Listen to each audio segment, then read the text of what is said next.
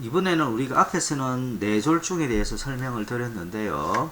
지금은 심장질환에 대해서 한번 설명을 드리도록 하겠습니다.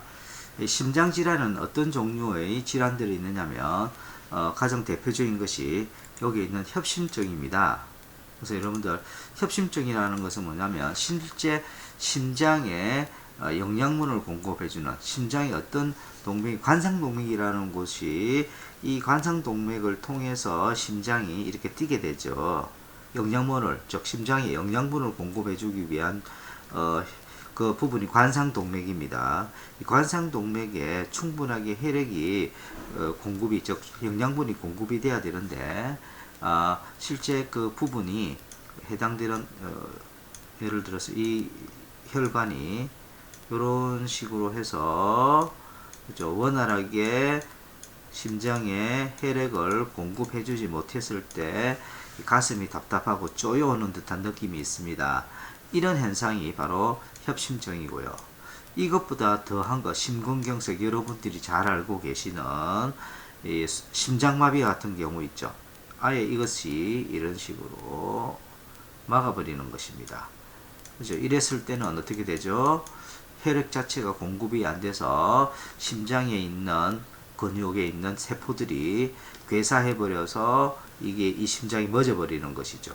이거는 부분이 바로 심근경색이고, 부정맥은 정맥 자체가 일정하게 이렇게 뛰지를 못하고 불규칙적으로 뛰는 이런 형태를 우리가 부정맥이라고 합니다. 이러한 심장 질환이 있는데 일단 여기에 보시게 되면은 일단 이런 심장 질환을 좀 피하기 위한 어떤 예방 대책으로서는 동물성 지방 섭취를 좀 제한하는 것이 좋겠고요. 또 적당하게 운동해주고, 특히 흡연이라든지 음주는 하지 않는 것이 심장 질환을 예방하는데 아주 중요하다고 보시면 되겠고, 또 기저질환 중에서 당뇨병이라든지 고혈압 같은 것들을 정기적으로 검진을 해서 어떻게 해서든지 이런 심장질환 발생을 최소화하는 것이 가장 큰 예방법이라고 생각하시면 되겠습니다. 아까도 제가 잠시 설명을 드렸지만 이 협심증이라고 하는 것은 심장 근육의 허열 상태, 심장이 이렇게 있으면 심장에 피를 공급해주는 이러한 관상동맥이 있습니다. 이 관상동맥의 허열이라는 게 뭐죠? 피가 부족하다는 부족할 허죠. 혈액이 부족한 어떤 이유로 인해서 가슴 통증을 발생시키는 이러한 증후군을 우리가 협심증이라고 하죠. 아까도 이야기했지만 심장 근육이 잘 뛸 수 있게끔 혈액이 충분히 공급이 돼야 되는데 혈액이 충분히 공급되지 못하다 보니까 뭐죠? 이 쪼는 듯한 이런 통증을 느끼게 하는 이러한 질환이 바로 협심증이라고 하는 것입니다. 이 협심증을 발생시키는 그 원인을 살펴보게 되면은 아까도 제가 잠시 설명했던 것과 마찬가지로 혈관이 부분적으로 막히거나 또는 심장으로 공급되는 동맥경색, 그죠? 경색이라고 하는 것은 해당되는 혈관을 좀 막는다라는 것이죠. 이런 어떤 현상이 발생했을 경우에 협심증이 발생이 됩니다. 그럼 협심증에 대한 진단은 심전도를 통해서 우리가 진단할 수가 있겠고요. 그럼 이런 가슴이 쭉 쪼여오다가 또 어느 정도 시간이 지나면 또 괜찮습니다. 이러한 증세가 계속 한 번씩 반복이 된다라는 것이죠.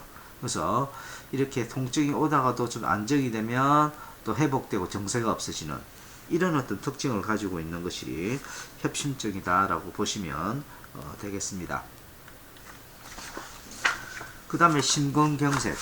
협심증 같은 경우에는 심장 근육에 진짜 어떤 그 혈액이 제대로 잘 공급이 되지 않고 허열 사태로 인해서 통증이 오는 것인데, 심근경색은 아예 경색 막아버린다라는 거죠.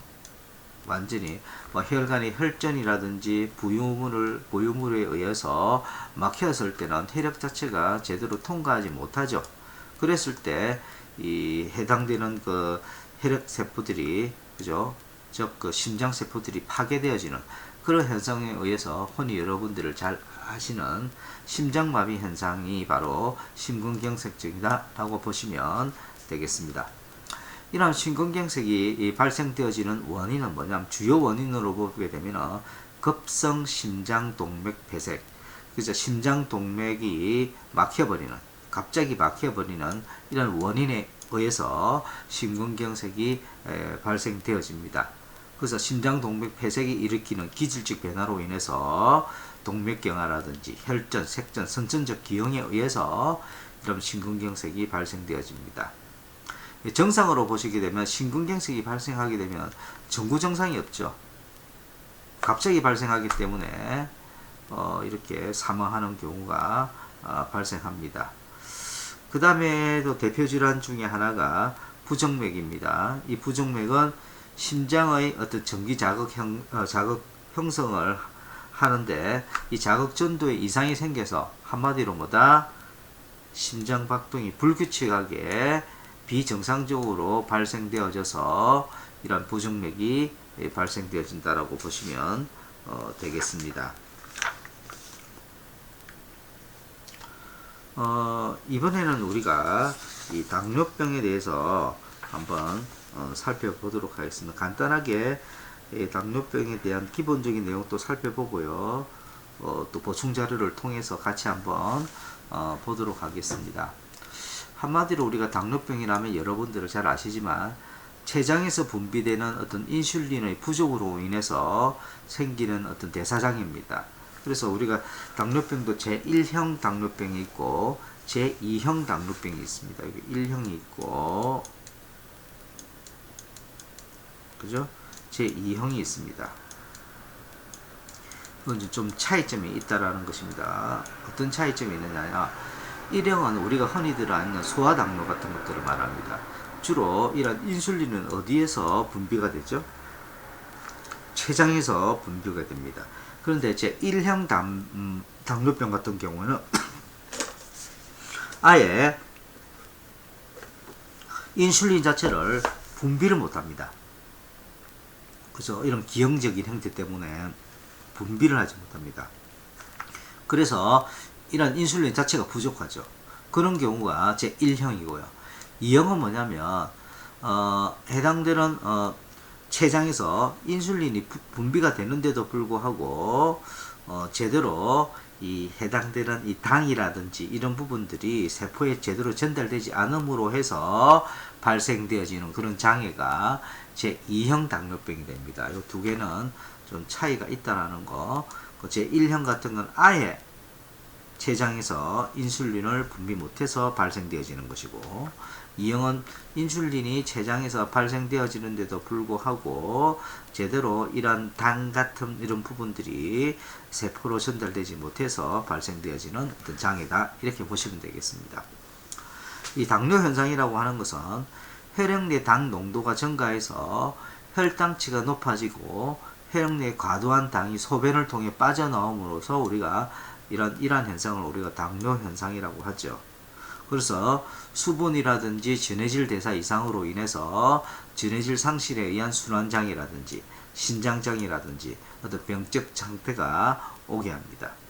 그럼 당뇨병이 발생되었을 때 환자들이 정상은 어떠느냐? 다가 상당히 갈증을 많이 느낍니다. 그래서 물을 많이 먹게 되고요. 이것을 다갈이라고 하고, 또 소변을 많이 이렇게 누게 됩니다. 다뇨라고 하고, 권태감을 느끼고 또 많이 이게 먹게 됩니다. 음식을 많이 먹게 된다. 왜? 아까도 이야기했지만 제2형 같은 경우에는 인슐린이 생산되어지는데도 불구하고 해당되는 이 당이 뭐라고요? 당이 세포로 잘 이렇게 전달되지 않기 때문에 항상 배가 고픈 겁니다. 자기는 밥을 많이 먹었는데도 불구하고 이런 밥에서 나오는 어떤 당에 대한 내용들이 세포로 잘 전달되지 않기 때문에 세포가 배가 고픈 거예요. 세포가 배가 고프다는 이야기는 뭐냐면 결론적으로 본인도 배가 고프다라는 이야기입니다.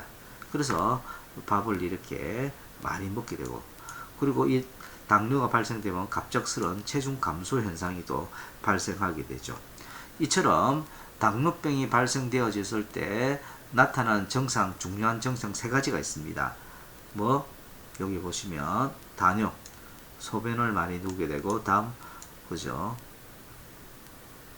음료를 많이 먹게 되고, 물을 많이 먹게 되고, 또 음식을 많이 먹게 되는 이 세 가지의 증상이 바로 당뇨병의 3대 증상이라고 보시면 되겠습니다.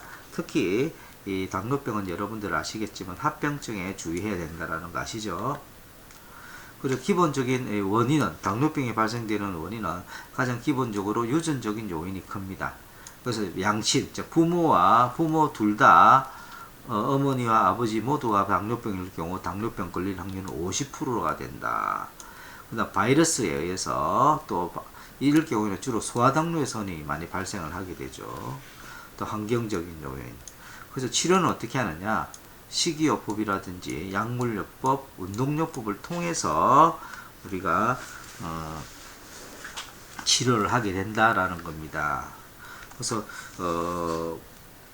다음 이 당뇨병에 대해서 좀 더 보강 자료를 보면서 제가 설명을 드리도록 하겠습니다.